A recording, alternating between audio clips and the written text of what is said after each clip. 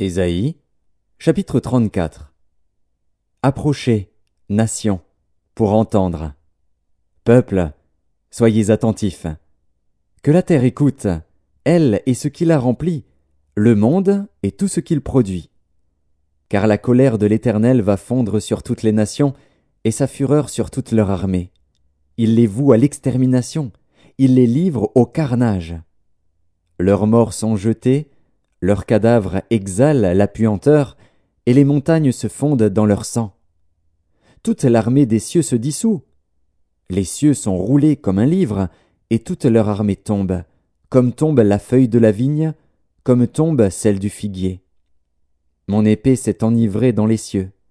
Voici, elle va descendre sur Édom, sur le peuple que j'ai voué à l'extermination pour le châtier. L'épée de l'Éternel est pleine de sang, couverte de graisse, du sang des agneaux et des boucs, de la graisse des reins des béliers.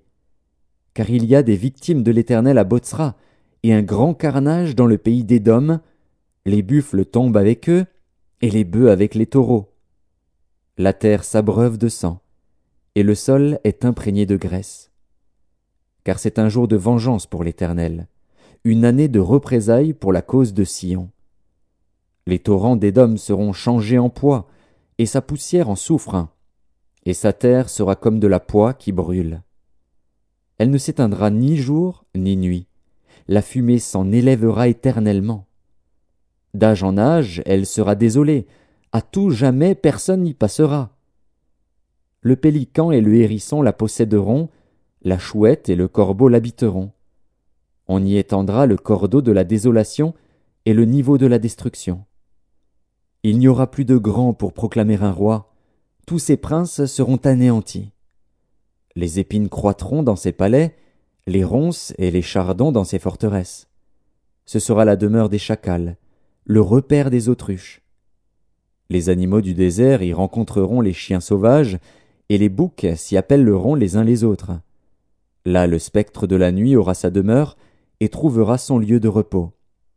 Là le serpent fera son nid, déposera ses œufs, les couvera, et recueillera ses petits à son ombre. Là se rassembleront tous les vautours. Consultez le livre de l'Éternel, et lisez.